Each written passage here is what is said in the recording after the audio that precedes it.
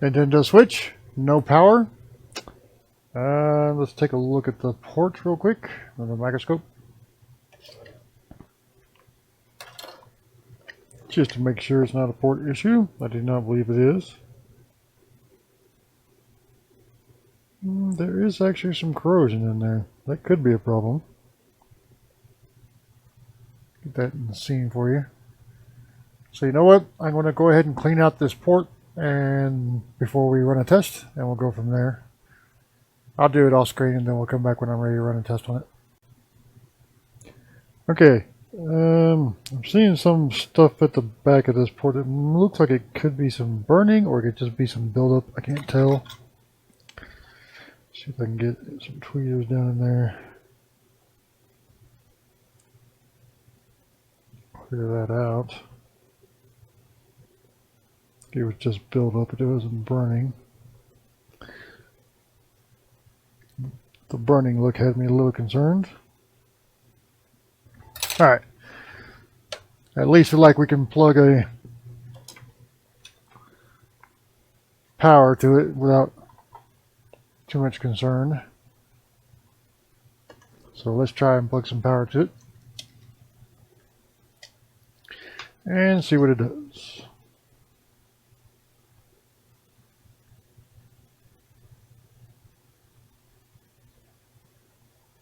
Well, that's a bunch of nothing. Well, that was strange.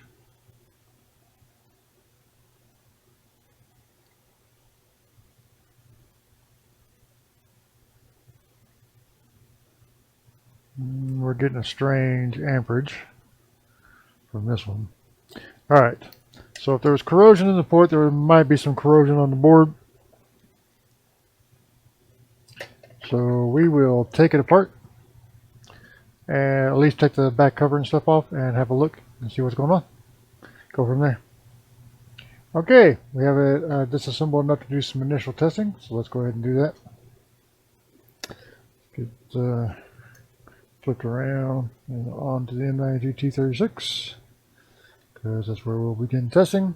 This could just be a port issue, but kind of odd amperage is bothering me.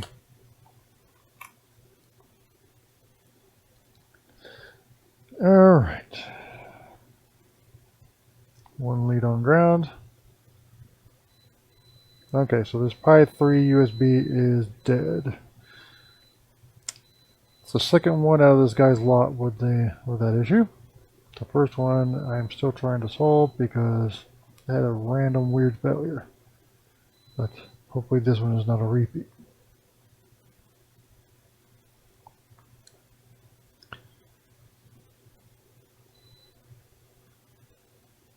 Alright, M92 seems okay. Sorry if I'm not feeling overly descriptive. It's been a long week.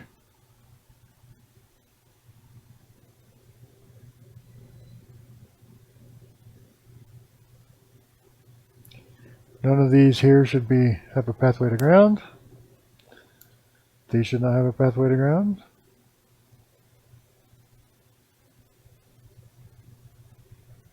BQ seems okay.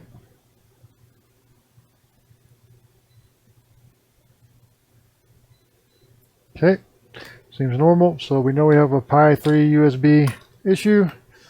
If it was anything like the other one out of this lot, it'll probably also be the filter, but we'll see. We will disassemble and pull the board and be ready to test the Pi 3 area and go from there. Okay, we're back. Let's take a look at our Pi 3 USB area. Switch it back to microscope.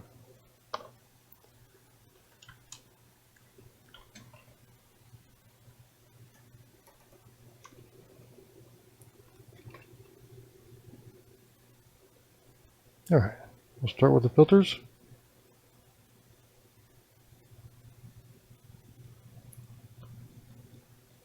Sometimes you have to get through the manufacturer stuff, but I think this filter is blown.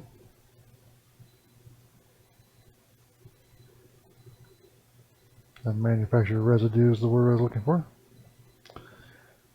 Yeah, this filter is blown. Take a look at our pipe, and it is blown as well, just like the last one. So they definitely have a dock issue. I'm going to hope I can fix this one. Well, the other one is giving me all sorts of issues.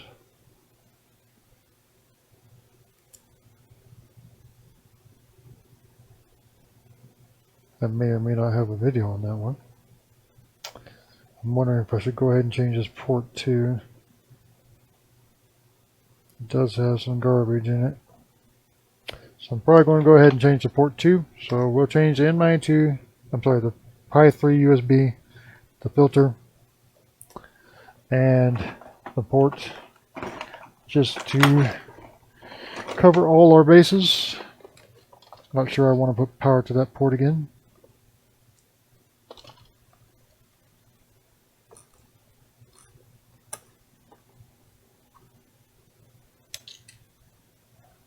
Alright, we'll do that filter.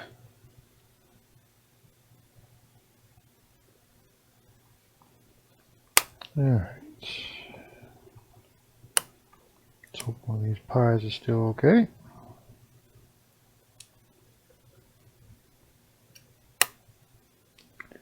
And we need our last little filter I have here until we have to go to donors.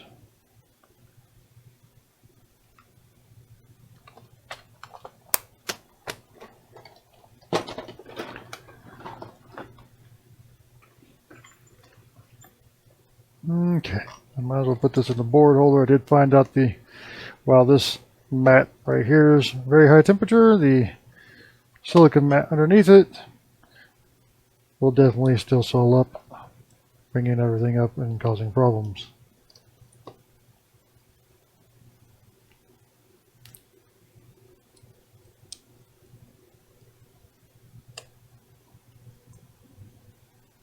So we'll just make some distance.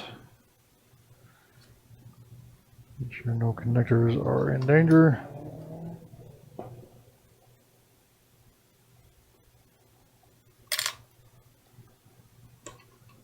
Alright. We do want to pull the Pi and check and make sure that short gets relieved first thing. So that'll be the first thing we deal with. While I am setting up my equipment, I will throw up my temps. Expected temps for this job. I will actually lower the airspeed to 20% to put on the filter. Sorry I did not update that on the temperature card, but you never know what you're going to get until you get inside the system, and it would be a time issue of having to edit this. So we're just going to go with what I'm saying on the fly.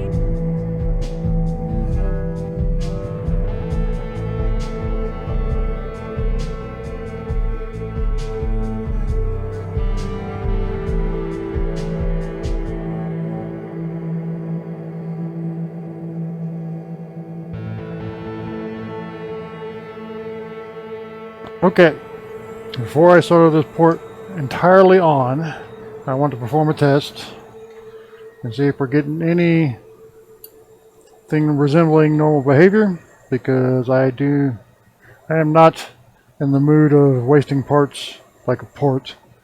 This is actually a port I had to pull off another switch that, well, I had put on a switch, but just like this, without the anchors, and I couldn't solve the switch, so I pulled it back off the same way I put it back on, and there was no damage to the port. So we're going to see if we're getting anything resembling, and let me rapid cool this a bit while I talk.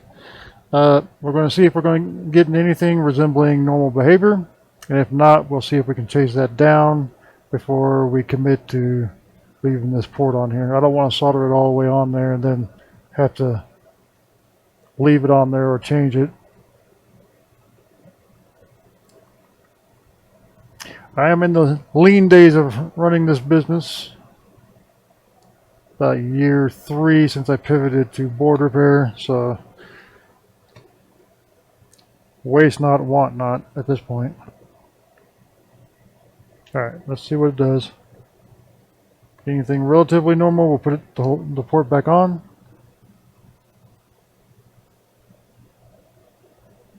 Okay, that kind of seemed normal. Or at least in the normal space.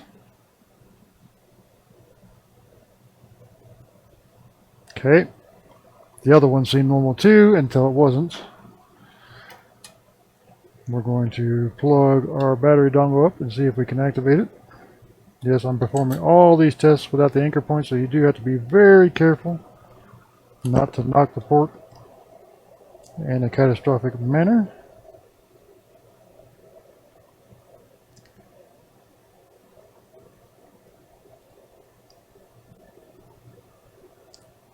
Okay.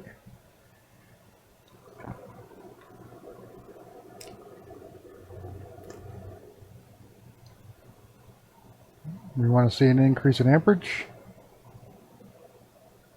Okay, and we're seeing that. So I am reasonably optimistic this is going to work, and it's worth putting the port entirely on.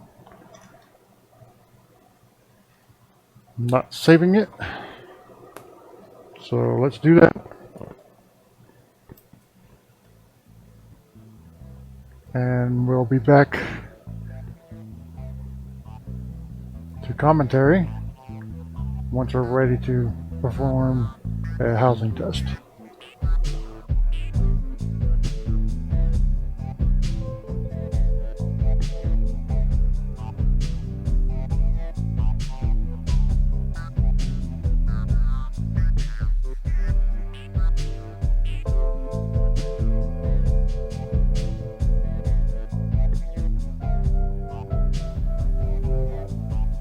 Okay, we're back and we're ready to perform a test with a known good battery, or at least a known working battery.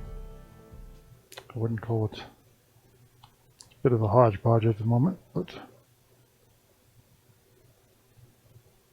full battery symbol, that's a good sign, but we're not going to be overly hopeful until we see proof of life. Okay, fast charging.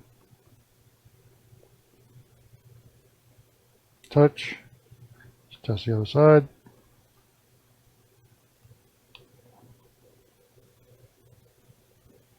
Okay, fast charging on both sides. So that's a good sign, but we still have to plug their battery in and hope everything goes well. I say it goes well because on the last one, everything definitely did not go well.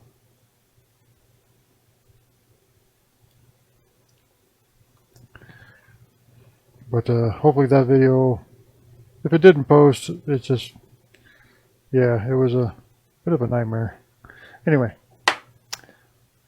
we'll put together enough and let it charge on its own battery for a while, and we'll see what happens. We'll be back. Okay, we're back up and running on their own battery. We're at about 29%. I'm going to hook up my Joy-Cons and make sure it's charging. And recognizing both. It is. Alright, let's go to settings. Make sure we're seeing our networks.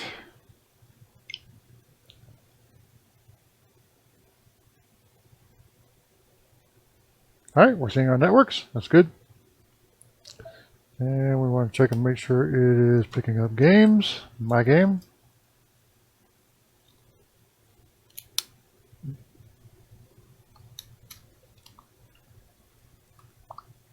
And it did. Perfect. That's all I need to see. Alright, so we'll set up for a dock test and go from there. Oh wait, I do want to show that it's charging on both sides real quick. Before I get going crazy. Yep, fast charging on both sides. Okay, very good. We did change the port, so we need to know that. Anyway, let's try a dock test. That's going to be important as well because we changed the PI. So, okay, and as you can see in the top left, it is docking. So that really puts an end to this repair. Thankfully, it did not go as adventurous as the other one in this lot. I still have to see if I can try and figure out that one. But anyway, this one looks like it's done. Okay, in summary, we had what appeared to be... Okay, first off, we had some weird current draw that really wasn't indicative of what you'd expect, and with the particular fault. So it was a bit of a mystery job, but once we got it open, we did testing around the N92T36 and found a short on the Pi 3 USB cap. We didn't really see anything else. The port looked a little, it did have some corrosion in it, so that was a problem. We disassembled entirely, confirmed that we had a Pi 3 USB issue and a filter issue. This is indicative of dock damage, so I have already let the client know on the other one that I repaired that it appeared to be dock damage, and I'm going to have to let them know this had the exact same damage, so confirmed they have a bad dock. We replaced the Pi 3 USB, short disappeared. We also replaced the filter, and I also chose to replace the port because, like I said, the port had corrosion in it and it had seen better days, so it probably needed to be changed. I really wasn't comfortable putting power to it after putting another chip on. So everything checks out good. It's charging on both sides, it's docking, it's seeing its games, it's charging Joy-Cons, everything looks good. Anyway, that's going to be it for this repair. If you have any questions about the equipment I used in this repair, take a look in the description below. They're all Amazon linked down there. So if you want to use those Amazon links to buy the tools, great. And if you want to use those Amazon links and buy something else, if you click on any of those links and buy anything else, it will help benefit the channel, and we much appreciate it here. There's also some other support links down there if you want to take advantage of those, like PayPal and Patreon, but don't feel obligated. You know, anything helps, and we're appreciative of anything, but your subscription's enough. If you have any questions, please post them in the comments below, and I'll be happy to answer them or direct you somewhere that I think can answer them. If you like the video, do me a favor, hit the like button. And if you want to see more videos like it, hit the subscribe button and the notification bell, and you'll know when I post videos, which is usually about twice a week. That's really all I had to ask of you. Appreciate you watching. We'll see you next time.